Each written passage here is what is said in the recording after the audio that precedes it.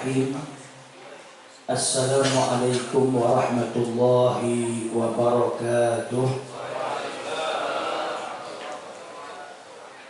Alhamdulillah. Alhamdulillahilladzi hadana lihadza wa ma kunna linahtadiya laula an hadana Allah. Subhanaka la ilma lana illa ma 'allamtana innaka antal alimul hakim. Rabbi shrah li sadri wa yassir li amri wahlul 'uqdatam min lisani yafqahu qawli.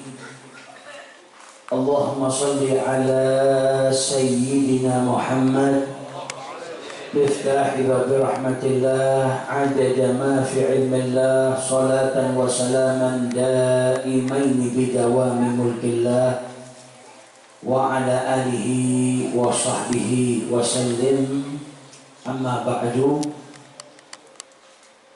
Hadratul muhtaramin, para alim, para ulama, para habaib, para kiai, para asatid yang tidak bisa saya sebutkan satu persatu tanpa mengurangi rasa hormat.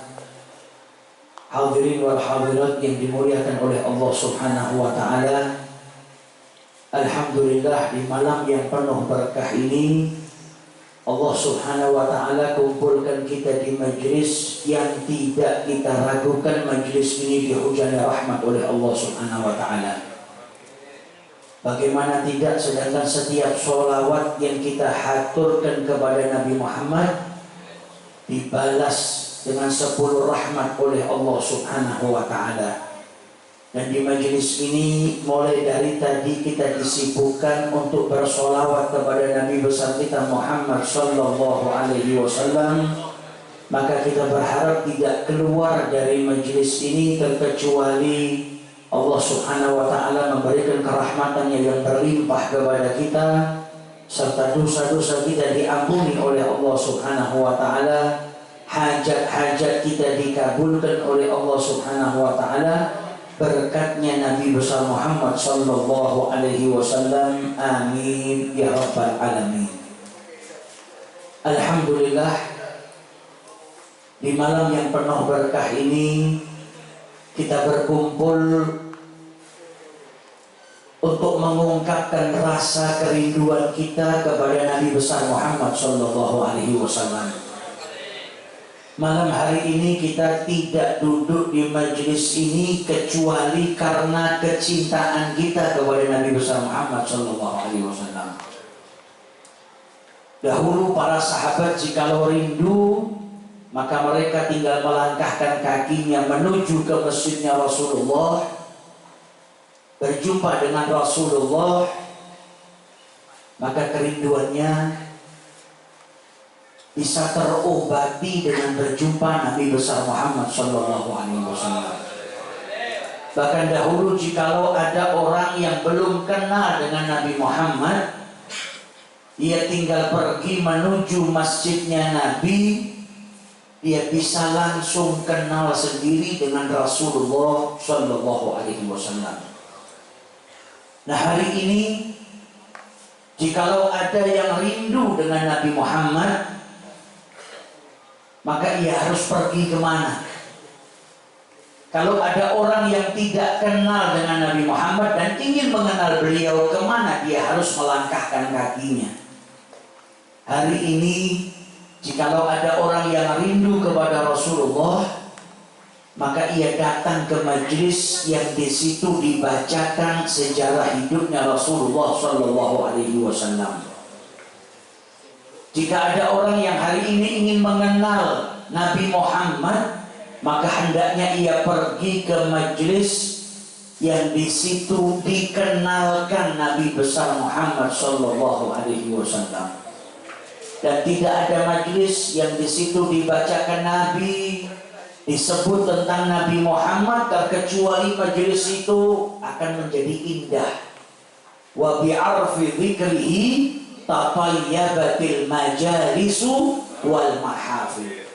Setiap majelis, setiap peringatan apapun yang di situ di dalamnya disebutkan Nabi Muhammad, maka majelis itu, peringatan itu akan menjadi indah berkahnya Nabi besar kita Muhammad sallallahu alaihi wasallam.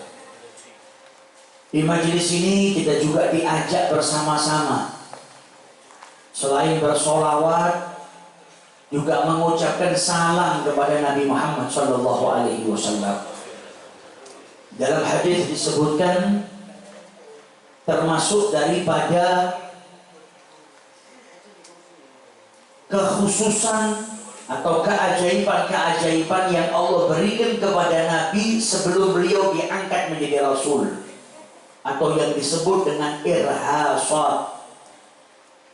Beliau berkata dalam hadisnya, "Inni la a'rifu hajaran kana bi Makkah yusallimu alayya qabla an ub'ats." Nabi mengatakan, saya mengetahui satu batu yang dahulu mengucapkan salam kepada saya sebelum saya diangkat menjadi Rasul oleh Allah Subhanahu wa Ta'ala. Ada satu batu di kota Makkah, kalau Nabi lewat itu batu mengucap salam kepada Nabi Muhammad. Assalamu alaika ya Rasulullah. Dan saat itu Nabi belum diangkat jadi Rasul. Dan ketika menyampaikan kabar ini, beliau mengatakan, "Inni la'arifuhul an." Sampai hari ini, sampai detik ini, saya masih mengetahui batu mana yang dahulu di Mekah mengucapkan salam kepada saya. Mekah itu satu kota yang penuh dengan bukit, banyak batunya. Tapi ada satu batu yang gak dilupakan sama Nabi Muhammad. Ada satu batu yang diingat oleh Nabi Muhammad. Kenapa? Karena batu itu mengucapkan salam kepada Nabi besar Muhammad sallallahu alaihi wasallam. Di majelis ini mulai tadi kita diajak mengucap salam kepada Nabi Muhammad. Maka kita berharap salam yang kita haturkan kepada Nabi Muhammad malam hari ini kelak menjadikan beliau tidak lupa dengan kita di hari kiamat. Kita berharap sebagaimana beliau ingat dengan sebongkah batu yang mengucap salam kepada beliau, beliau juga ingat kepada kita umatnya yang selama hidup banyak mengucapkan salam kepada junjungan Nabi besar kita Muhammad sallallahu alaihi wasallam. Para sahabat Nabi dahulu saking cintanya dengan Nabi Muhammad, gak kuat jikalau pisah lama-lama dengan beliau. Dan itu tanda dari mahabbah. Sering kita dengar sabda Rasulullah, "Al-mar'u ma'aman ahab." Seseorang kelak akan dikumpulkan dengan yang ia cintai. Nabi Muhammad dalam hadisnya juga menjelaskan, "Man ahabbani kana ma'i fil jannah." Siapa yang mencintai aku kelak bersamaku di surga.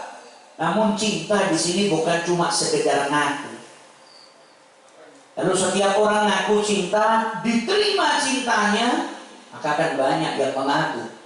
Namun cinta di sini adalah cinta yang butuh pembuktian. Ada orang yang ngaku cinta kepada Allah, apa kata Allah? "Qul in kuntum tuhibbunallaha fattabi'uni." Ngaku cinta Allah, gak ikutin Nabi Muhammad, dusta. Ketika orang mengaku cinta kepada Allah, dia harus membuktikan cintanya kepada Allah dengan mengikuti Nabi Muhammad. Ngaku cinta sama Nabi Muhammad, apa kata Nabi? "Man ahya sunnati faqad ahabbani." Siapa yang menghidupkan sunnahku, dia telah mencintai aku. Berarti setiap cinta itu butuh bukti. Imam Ghazali bahkan menjelaskan, "Man yadda'i hubbul jannah." Siapa yang ngaku cinta surga, ingin masuk surga, walam ya'mal bitta'ah, tapi dia gak taat, fa huwa kadzdzab. Maka pengakuannya itu dusta. Cinta surga, pengen masuk surga, tapi gak ngamalkan ketaatan, dusta. Wa man yadda'i al-khaufu minan nar. Siapa yang ngaku takut sama neraka, gak pengen masuk neraka, walam yatrukul ma'asi, tapi dia tidak meninggalkan perbuatan maksiat, fa huwa kadzdzab. Takutnya sama neraka, dusta. Berarti orang itu kalau ngaku cinta, dia harus membuktikan. Salah satu tanda-tandanya cinta itu asyauq, rindu. Sahabat Nabi itu kalau pulang ke rumah sebentar sudah rindu ingin cepat-cepat berjumpa dengan Nabi Muhammad. Ada sahabat yang bernama Thauban, bahkan Qadhi Al-Iyad dalam kitabnya Asy-Syifa setelah menjelaskan tentang peristiwa Thauban ini, beliau juga menjelaskan masih banyak lagi daripada kalangan para sahabat yang seperti itu. Baru pisah dengan Nabi sudah kembali lagi kepada Rasulullah dan kembali dengan wajah sedih. Rasul sampai bertanya, "Mana kaya Thauban?" Tadi balik ke rumah dalam keadaan wajah berseri-seri karena berjumpa dengan Nabi. Kemudian kembali lagi dengan wajah yang sedih, yang menyimpan sesuatu di dalam hatinya. Ditanya oleh Rasulullah, apa jawab Thauban? "Ya Rasulullah, andai saya dimasukkan ke dalam surga, saya ini orang yang lemah, pasti surga saya yang paling rendah derajatnya. Dan engkau ya Rasulullah, Habiballah, engkau ini kekasihnya Allah, surgamu pasti yang paling tinggi." Ternyata yang membuat Thauban itu gelisah, bagaimana kalau saya di surga gak bisa berjumpa dengan dirimu ya Rasulullah. Ini dia berpikir sudah masuk surga, tapi ternyata tidak membuat dirinya tenang. Kalau saya di surga tapi nggak bisa berjumpa dengan Rasulullah, bagaimana? Maka Nabi tidak menjawab pertanyaannya, turun firman dari Allah, "Wa may yuti'illah wa rasul." Siapa yang taat kepada Allah dan Rasulnya, fa ulaika ma'al ladzina an'ama Allahu 'alaihim minan nabiyyin was-siddiqin wasyuhada'i was-shalihin wa hasuna ulaika rafiqa. Kabar gembira buat kita yang gak hidup di zamannya Nabi, yang gak hidup di zamannya Rasul, masih ada kesempatan bagi kita berkumpul bersama dengan Nabi Muhammad, bahkan bukan di dunia tapi di surganya Allah. Syaratnya gimana? Taat kepada Allah, taat kepada Rasulnya, cinta kepada Allah, cinta kepada Rasulnya, insya Allah mendapatkan anugerah berkumpul bersama dengan mereka di surganya Allah Subhanahu wa Ta'ala. Nah, Thauban ini membuktikan cinta, pisah sudah rindu. Kenapa kita harus cinta sama Nabi Muhammad? Perintah dari Allah. Bahkan kita diperintahkan sama Allah Ta'ala untuk mencintai Nabi Muhammad melebihi daripada bapak, ibu, anak, istri, harta, pekerjaan, tempat tinggal. Qul in kana aba'ukum wa abna'ukum wa ikhwanukum wa azwajukum wa ashiratukum wa amwalun iktaraftumuha wa tijaratun takhshawna kasadaha wa masakinun tardawnaha. Kalau sampai itu semua lebih kalian cintai ketimbang Allah dan Rasulnya, wa jihadin fi sabilihi, dan berjuang di jalannya, fatarabbasu hatta ya'ti Allahu bi amrihi. Ada ancaman dari Allah. Nah, untuk mencintai Nabi melebihi daripada cinta kita kepada harta, anak, bapak, ibu, butuh usaha. Ini bukan sesuatu yang instan. Sayyidina Umar saja yang sahabatnya Nabi Muhammad, ketika berjalan, tangan beliau digandeng oleh Rasulullah dan beliau mengungkapkan cintanya, "Ya Rasulullah, engkau lebih aku cintai daripada segala sesuatu illa min nafsi." Sayyidina Umar sudah berhasil mencintai Nabi melebihi daripada cintanya kepada bapaknya, ibunya, anaknya, istrinya, hartanya, tempat tinggalnya. Tapi beliau mengatakan illa min nafsi, karena wataknya manusia itu masih lebih cinta kepada dirinya sendiri ketimbang orang lain. Maka apa kata Nabi Muhammad? Tidak. Sampai engkau bisa menjadikan aku lebih kau cintai daripada dirimu. La yu'minu ahadukum, tidak akan sempurna keimanan salah seorang daripada kalian sampai bisa menjadikan Rasulullah lebih ia cintai daripada min walidihi wa waladihi wan nasi ajmain. Sampai kau bisa menjadikan Rasulullah kau cintai melebihi daripada kedua orang tuamu, anak-anakmu, dan seluruh manusia. Maka Maka Sayyidina Umar kemudian berkata, la antal ya Rasulullah, engkau saat ini ya Rasulullah lebih aku cintai melebihi daripada diri. Dia berhasil mencintai Nabi Muhammad melebihi daripada kecintaannya kepada dirinya sendiri. Maka Nabi kemudian berkata, al-ana ya Umar, sekarang wahai Umar, yang dijelaskan oleh para ulama ahli hadis, kamula imanuk, telah sempurna keimananmu. Karena apa? Bisa mencintai Nabi melebihi daripada dirinya sendiri. Nah, kita di sini saat ini berjuang untuk apa? Mencintai Nabi melebihi daripada apapun yang ada di muka bumi. Maka kita harus sering-sering tanya kepada diri kita sendiri. Kalau ada yang cinta sama Nabi tapi lebih cinta kepada hartanya ketimbang Rasulullah, ada yang cinta kepada istrinya melebihi daripada cintanya kepada Rasulullah, ada yang cinta kepada anaknya melebihi daripada cintanya kepada Nabi Muhammad. Tanya kepada diri kita sendiri, kelak di hari kiamat ketika kita dibangkitkan, yang kita cari harta kita atau Rasulullah? Yang kita cari anak kita atau Rasulullah? Kalau kita sadar di hari kiamat yang kita cari hanya Rasulullah, yang bisa menyelamatkan kita dengan syafaatnya hanya Rasulullah, maka gak ada yang layak untuk kita cintai melebihi daripada kecintaan kita kepada Nabi Muhammad SAW. Cinta itu butuh perjuangan. Sering dengar sejarah hidupnya Nabi Muhammad jatuh cinta. Karena cinta itu butuh ma'rifah. Kalau kita sudah kenal, bisa jatuh cinta. Apalagi yang kita kenal, di dalam dirinya ada semua alasan untuk dicintai. Kata Imam Ghazali, orang itu bisa mencintai karena 3 hal: jamal, kamal, nawal.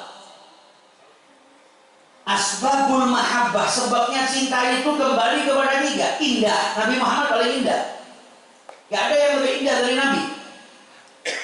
Kamal, sempurna, Nabi Muhammad paling sempurnanya manusia. Nawal, dermawan, memberikan sesuatu, Nabi Muhammad paling dermawannya manusia. Jadi kalau kita mau kenal sama Nabi, ini semua sarana untuk jatuh cinta ada pada beliau. Tinggal kita kenal, insya Allah tambah cinta kita kepada Nabi Muhammad SAW. Dan Nabi ketika ditanya tentang Rasulullah, beliau jelaskan, man ra'ahu badihatan habah. Ketemu Nabi pertama kali, Nabi itu orang yang wibawa. Bahkan diriwayatkan Nabi itu kalau jalan nggak pernah bawa pengawal, tapi kalau berjalan seperti seorang panglima yang membawa pasukan, saking wibawanya. Orang pertama kali ketemu Nabi gemetar badannya karena wibawanya Nabi. Tapi Sayyidina Ali menjelaskan, wa man khalaqahu ma'rifatan, kalau sudah kumpul sama Nabi, kenal sama Nabi Muhammad, ahabba, jatuh cinta. Kita nggak hidup di zamannya Nabi, tapi kita kumpul-kumpul seperti ini untuk kenal Nabi Muhammad. Ibarat kita kumpul untuk mengenal Nabi Muhammad. Maka semakin kita kenal dengan beliau, akan semakin bertambah rasa cinta kita kepada Nabi Muhammad SAW. Gimana gak cinta? Kita belum lahir saja beliau sudah rindu sama kita. Kita belum lahir beliau sudah cinta sama kita. Maka gak pantas kalau sampai kita gak cinta sama Nabi. Beliau gak pernah melupain kita. Di dunia ini kalau ada orang yang paling sayang dengan kita, siapa? Bapak sama ibu kita. Tapi nanti setelah kematian, di mana manusia dibangkitkan oleh Allah, yang namanya bapak lari dari anaknya, yang namanya anak lari dari bapaknya. Ibu gak kenal anak, anak gak kenal ibu. Setiap orang sibuk mengurus dirinya, dihisab oleh Allah. Para nabi saja ketika didatangi dimintain tolong, apa jawabannya? Nafsi, nafsi. Yang gak lupa sama kita cuma 1 orang. Siapa? Nabi kita Muhammad SAW. Sayyidina Anas bin Malik pernah berkata kepada Rasulullah, sa'altu Rasulullah an yashfa'ani yaumal qiyamah. Aku pernah minta sama Nabi agar kelak di hari kiamat saya diberikan syafaat. Apa jawab Nabi Muhammad? Fa'ilun insyaallah. Tapi Anas karena takutnya dengan hari kiamat, dia tanya sama Nabi, Saya bisa mendapati Anda di mana nanti di hari kiamat ya Rasulullah? Kata Nabi, di Siratal Mustaqim. Illam alqa. Kalau saya nggak dapatin Anda di Siratal Mustaqim ya Rasulullah, kata Nabi, di mizan, tempat timbangan amal manusia. Kalau saya nggak jumpai Anda di situ ya Rasulullah, di haud, di telaga. Karena saya tidak meninggalkan 3 tempat itu. Di hari kiamat, Nabi ada di Siratal Mustaqim, kemudian ke timbangan, kemudian ke telaga. Kenapa beliau berpindah-pindah? Apa yang beliau lakukan? Menyelamatkan kita umat.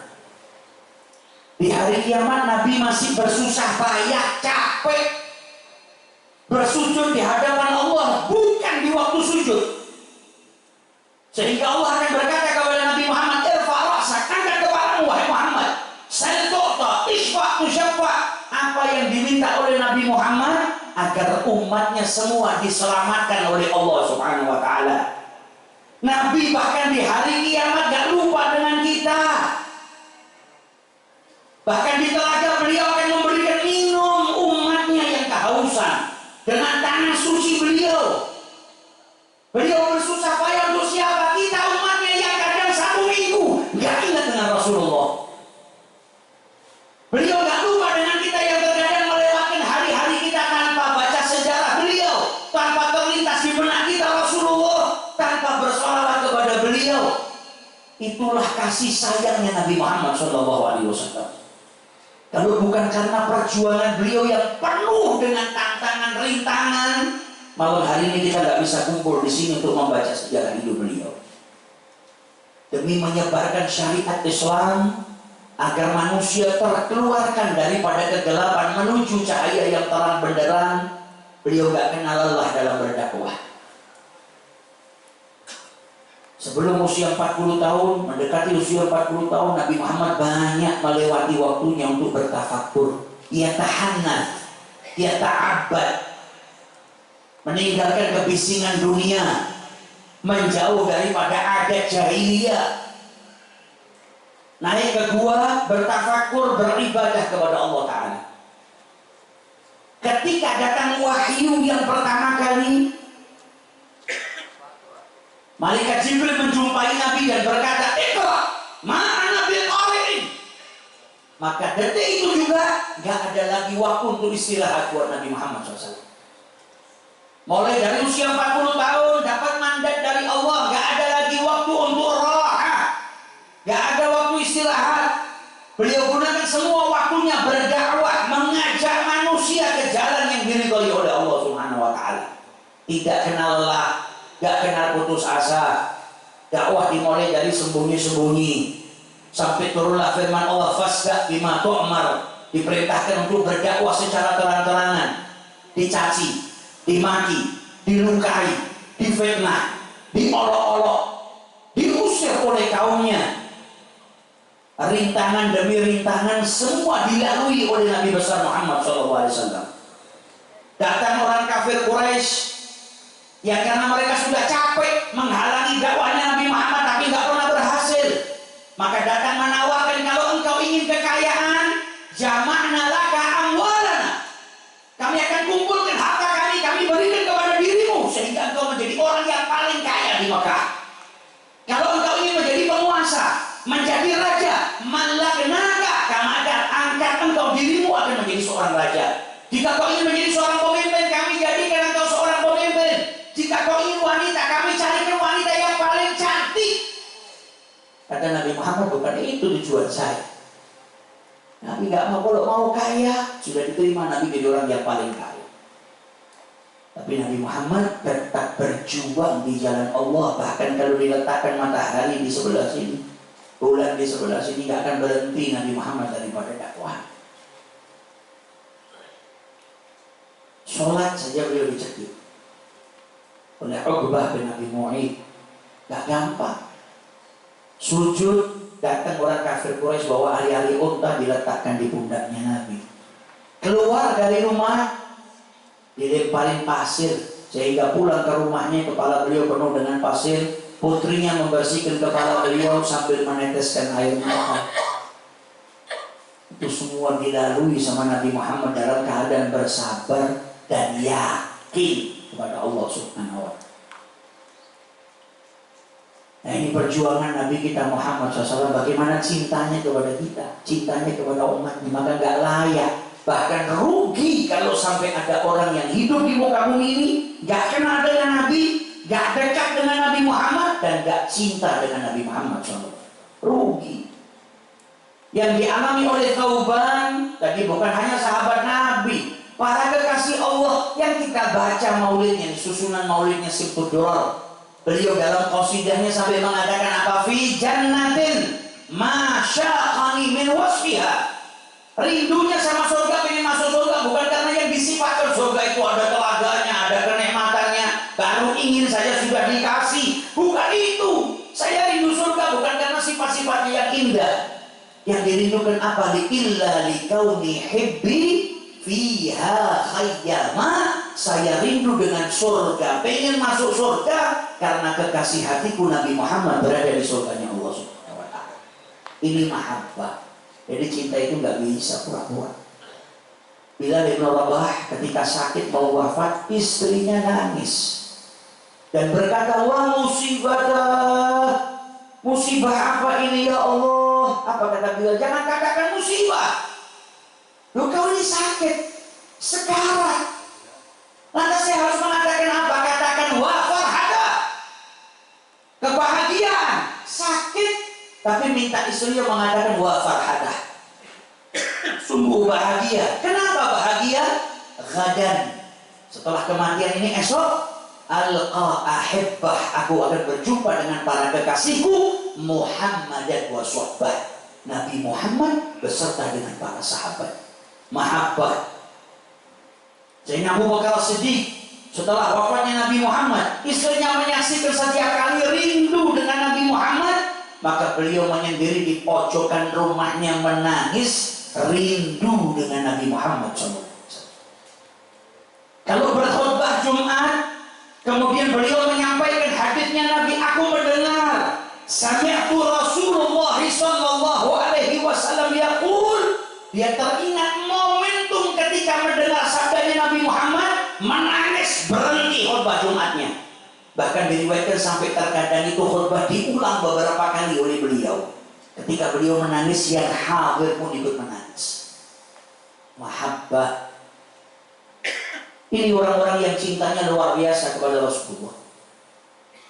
Nabi Muhammad ketika mau disakiti oleh orang kafir Quraisy, siapa yang menjadi tameng?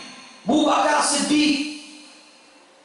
Sampai beliau dijatuhkan oleh Uqbah bin Abi Mu'ayth, dipukul wajahnya dengan sandal yang terbuat dari kayu dan terdapat paku, sehingga wajahnya itu nggak bisa dibedakan mana hidungnya, mana pipinya, mana matanya, semuanya berlumuran darah. Pingsan, dibawa pulang ke rumahnya. Ketika siuman, buka mata yang pertama kali ditanya, bagaimana keadaannya Rasulullah? Kenapa? Karena Abu Bakar Siddiq sudah berhasil mencintai Nabi melebihi daripada cintanya kepada anaknya, istrinya, bapaknya, ibunya, dirinya, hartanya. Orang tua itu kalau cinta sama anak, waliyadzubillah, semoga kita dijauhkan. Kalau ada orang tua yang mungkin naik sepeda motor ketabrak, pingsan, bangun-bangun sudah di rumah sakit, dia gak akan tanya bagaimana keadaan saya. Karena tadi ketika saya kecelakaan, saya bawa anak saya bagaimana? Kenapa tidak peduli dengan dirinya? Karena dia lebih cinta kepada anaknya. Abu Bakar Siddiq ketika buka mata, ma fa'ala bi Rasulillah, gimana keadaannya Nabi Muhammad? Kata ibunya, kau seperti ini karena sahabatku Muhammad, makanlah sedikit supaya kau pulih. Dia bilang apa? Demi Allah, gak ada yang masuk ke perut saya sebelum saya tahu keadaannya Nabi Muhammad. Dalam keadaan susah jalan dibopong oleh ibunya, dibawa ke rumahnya Arqam ibnu Abil Arqam, berjumpa dengan Nabi, bahagia, rasa sakitnya hilang ketika dia melihat kekasih hati. Nabi menawarkan, kau mau apa? Kau mau apa wahai Abu Bakar? Apa yang diminta oleh Abu Bakar Siddiq?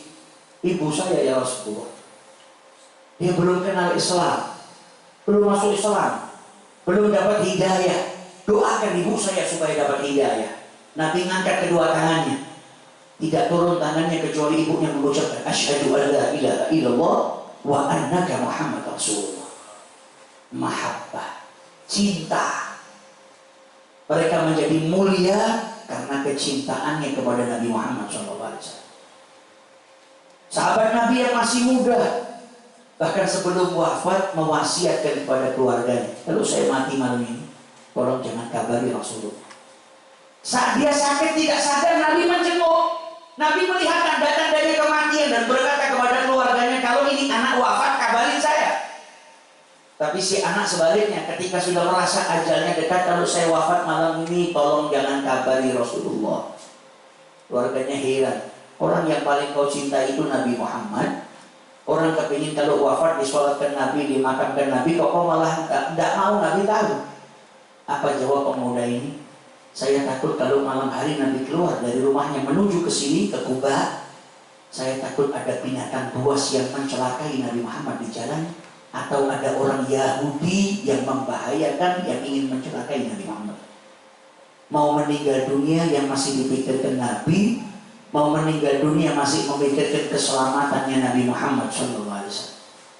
Wafat, dimakamkan. Di keesokan harinya Nabi dikabari, Nabi datang, keluarganya mengabarkan, kenapa ini anak gak mau ngabari Nabi Muhammad? Maka Nabi kemudian datang ke makam ini anak, menyolatinya di depan makamnya, dan beliau berdoa meminta kepada Allah, ya Rabb, jadikanlah engkau tersenyum ketika menjumpai dia, dan dia pun tersenyum ketika menjumpai engkau. Artinya didoakan sama Nabi Muhammad supaya anak ini diridhoi oleh Allah Subhanahu wa ta'ala. Karena apa? Cintanya kepada Nabi Muhammad. Kalau sudah cinta, hidup bahagia. Bahkan Rabi'ah yang masih kecil, khadimnya Rasulullah. Nabi mau wudhu, dia siapin air, bantu di rumahnya Nabi. Kalau malam pulang, gak pulang ke rumahnya, pintu Nabi ditutup, dia duduk di depan pintu. Kenapa? Dia takut kalau di waktu malam Nabi butuh sesuatu, gak ada yang bantu. Suatu ketika Nabi menawarkan kepada Rabi'ah, sal ya Rabi'ah, mintalah apa wahai Rabi'ah. Yang nawarkan siapa? Nabi Muhammad. Karena ditawarin sama Nabi, Rabi'ah gak mau sembarang minta. Andarni hatta andur ya Rasulullah, tunggu. Dia mau memikirkan permintaan apa yang sekiranya akan dia sampaikan kepada Rasulullah. Sampai dia dapatkan satu permintaan, dia sampaikan kepada Nabi, as'aluka murafaqataka fil jannah. Yang saya minta bersama denganmu di surganya Allah. Nabi sampai bertanya, awa khairat dzalik, ada permintaan lain enggak? Huwa, cuma itu ya Rasulullah. Kata Nabi Muhammad, kalau begitu, a'inni ala nafsika bikathrati sujud. Perbanyak sujud, jangan tinggalkan sholat. Anak kecil keinginannya bukan cuma masuk surga, tapi ingin di surga bersama dengan Nabi Muhammad. Karena cinta, ingin di surga dan bersama dengan Rasulullah Sallallahu Alaihi Wasallam. Nah, ini kita butuh perjuangan, penyemangat supaya kita bisa cinta kepada Nabi Muhammad seperti cintanya mereka, para sahabat, para tabi'in, dan para orang-orang yang saleh. Karena begitu kita cinta, punya ikatan yang kuat sama Nabi Muhammad, istimewa. Setiap sholawat itu mengkoneksikan hubungan kita dengan Nabi. Sholatan yattasilu biha ruhul musalli alaihi. Setiap kali kita bersalawat, semakin kuat hubungan kita, semakin kuat hubungan kita. Kita baca sejarah Nabi, tambah tahu bagaimana derajatnya Nabi, mulianya Nabi, istimewanya Nabi. Maka kita akan memuliakan Nabi Muhammad. Nabi Muhammad itu mulia, dan kita diperintahkan oleh Allah untuk memuliakan Nabi. Sahabat saja yang hidup di zamannya Nabi, turun firman Allah, la tarfa'u aswatakum fauqa sautin Nabi. Gak boleh ngangkat suara di atas suaranya Nabi. Kalau ingin amalnya, pahalanya hilang, angkat suara. Ada ancaman dari Allah, ngangkat suara di hadapan Nabi gak boleh. Ini kan bentuk ta'zim, penghormatan. Siapa yang nyuruh? Allah. Sahabat datang ke walimahnya Nabi Muhammad, makan, habis makan ngobrol, majelis. Nabi malu mau nyuruh mereka pulang. Allah yang langsung suruh turun firman, Kita lihat bagaimana istimewa Nabi Muhammad. Bahkan kata para ulama, Nabi Muhammad ini orang yang paling banyak anggota tubuhnya disebut oleh Allah di dalam Al-Quran. Kalau Nabi banyak kisahnya Nabi disebut, tapi kalau sampai detailnya anggota tubuhnya paling banyak disebut sama Allah, anggota tubuh manusia, anggota tubuhnya Nabi Muhammad. Alam nashrah laka sadrak. Dadanya siapa? Dadanya Nabi Muhammad. Wa anqadha dhahrak. Pundaknya siapa? Pundaknya Nabi Muhammad. Matanya Nabi disebut, suaranya disebut. La tarfa'u aswatakum fawqa sautin Nabi. Suara Nabi. Bahkan sampai pakaiannya disebut wa thiyabaka fatahhir. Saking istimewanya dan mulianya Nabi besar kita Muhammad sallallahu alaihi wasallam. Lahirnya saja sudah istimewa. Sebelum lahir sudah istimewa. Makanya paman beliau Sayyidina Abbas bin Abdul Muttalib minta izin sama Nabi. I'dhirli an amtadihak. Saya minta izin ya Rasulullah untuk memuji Anda. Kalau ada yang pengen tanya, apa hukumnya muji sama Nabi Muhammad? Muji Nabi Muhammad, bikin syair isinya muji Nabi Muhammad. Bagaimana hukumnya? Sayyidina Abbas pernah minta izin sama Nabi. Ya Rasulullah, izinkan saya untuk memuji dirimu. Apa jawaban Nabi Muhammad? Qul, katakan la yafdudillahu fa. Doanya Nabi agar lisannya dijaga. Maka Sayyidina Abbas bin Abdul Muttalib didoakan sama Nabi, la yafdudillahu fa. Lisannya dijaga baik secara hissan wa ma'nan. Abbas bin Abdul Muttalib diriwayatkan sampai tua giginya lepas satu aja enggak ada. Giginya utuh. Karena berkata apa? Doanya Nabi besar Muhammad sallallahu alaihi wasallam. Maka apa pujian Sayyidina Abbas? Nabi dipuji oleh Sayyidina Abbas dari sebelum lahir. Bagaimana perjalanan sebelum lahir, keberkahan dengan lahirnya Nabi Muhammad. Ibunya Nabi ketika ngandung Nabi sudah mimpi keluar cahaya sampai menerangi istana-istana yang ada di Busra, di negeri Syam. Ketika lahir juga keluar cahaya sampai istana negeri Syam nampak di mata ibunya Rasulullah. Ibunya Rasulullah menceritakan dalam riwayat Sayyidina Abbas bin Abdul Muttalib, ibunya Rasulullah menceritakan ketika Nabi Muhammad lahir, beliau melihat cahaya yang memenuhi timur dan barat. Yang menyaksikan siapa? Banyak. Ada salah seorang sahabat namanya Uthman bin Abil As. Uthman bin Abil As ini punya ibu namanya Fatimah binti Abdullah Al-Thaqafiyah As-Sahabiyah. Ini perempuan menjadi saksi ketika lahirnya Nabi Muhammad. Nabi lahir, ini perempuan ada di rumahnya Nabi. Dia bilang ketika Nabi Muhammad dilahirkan, keluar cahaya yang menerangi satu rumah. Sampai saya nggak melihat apapun di rumah itu kecuali cahaya. Wa ja'altu la andur illa nur. Ruangan dipenuhi cahaya, semua dipenuhi cahaya. Wan nujum tadnu, kata Fatimah, dan saya melihat bintang-bintang itu mendekat sampai saya mengira bintang itu akan menjatuhi saya. Bercahaya yang luar biasa. Dan itu menjadi isyarah kalau Nabi Muhammad akan ajarannya, petunjuk dari Allah, hidayah akan menyebar sampai ke timur, sampai ke barat, sampai ke istana-istana yang ada di negeri Syam. Cahaya itu sebagai isyarat tersebar luasnya hidayah Allah dan syariatnya Nabi Muhammad sallallahu alaihi wasallam. Lahirnya sudah istimewa. Ulida mahtunan, maktu asurrah, jafian ala rubatai. Gak sama seperti anak-anak pada umumnya. Masa kecil dijaga sama Allah subhanahu wa ta'ala. Tinggal di rumahnya ibu susunya. Desanya gersang kering, gak ada minuman. Nabi datang jadi subur. Kambing-kambingnya penduduk sana kurus kering, gak mengeluarkan susu. Kambingnya keluarga susunya Nabi Muhammad SAW mengeluarkan. Dan dia menyaksikan banyak keajaiban-keajaiban ketika mengasuh Nabi besar Muhammad SAW. Sampai dibelah dadanya, dicuci dengan malaikat, oleh malaikat. Bukan karena hatinya kotor, tapi ditambah kesuciannya di atas kesucian. Dan proses pembelahan dada bukan hanya 1 kali, tapi sampai 4 kali. Masa kecilnya Nabi dipenuhi dengan keistimewaan, dijaga oleh Allah.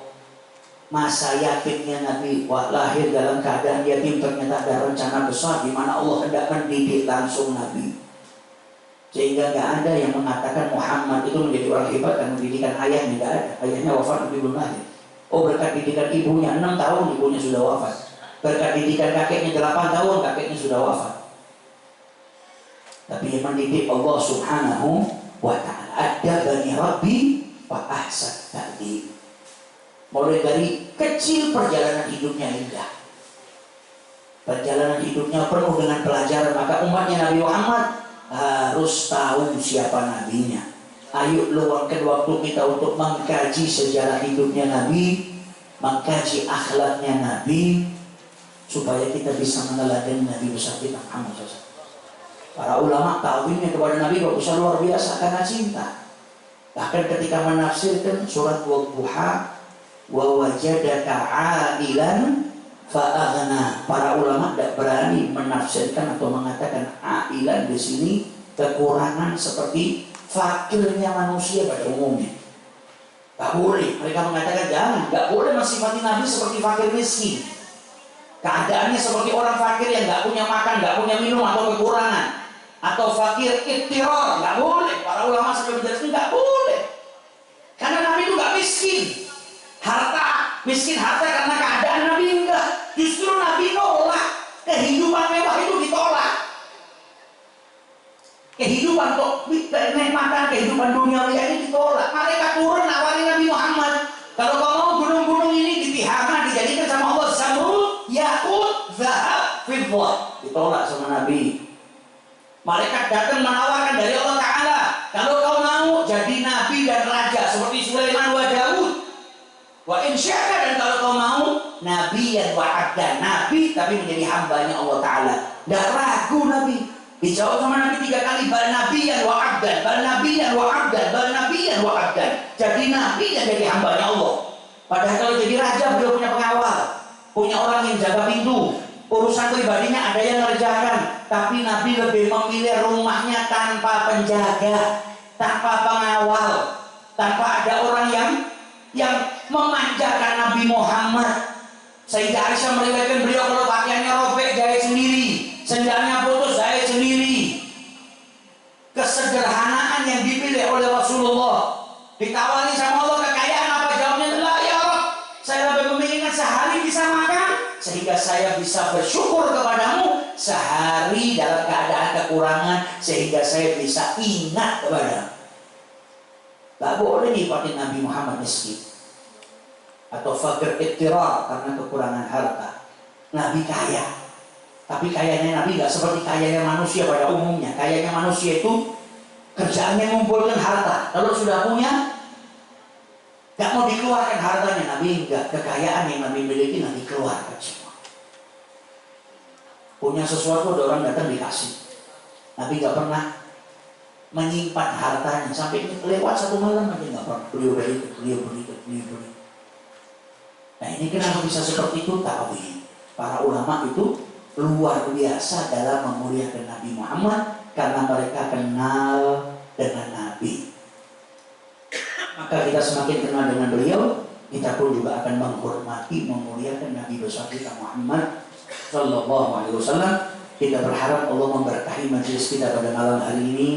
Gak pulang dari majelis ini kecuali tambah cinta kepada Nabi Muhammad, tambah mengidolakan Nabi Muhammad, tambah mencintai Nabi Muhammad, dan semoga kita bisa menghidupkan sunnah-sunnahnya Nabi Muhammad sehingga terbukti cinta kita kepada beliau dan kelak kita dikumpulkan bersama dengan Nabi Muhammad SAW.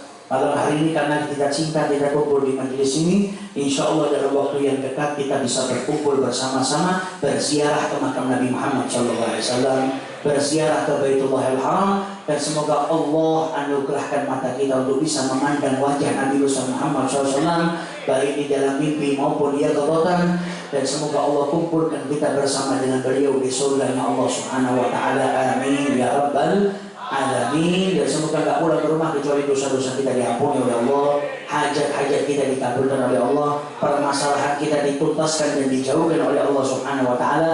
yang sakit di antara kita diberikan kesembuhan, yang sedang kesusahan diberikan jalan keluar oleh Allah, dan semoga anak-anak kita dijadikan anak-anak yang soleh-solehah, anak-anak yang berbakti kepada kedua orang tuanya, anak-anak yang berjalan di jalannya Nabi Muhammad, istri-istri kita dijadikan istri-istri yang salehah, istri-istri yang taat kepada suaminya, dan semoga kita diberikan keberkahan dalam rumah tangga kita. Amin ya rabbal alamin. Wal afu minkum. Assalamualaikum warahmatullahi wabarakatuh.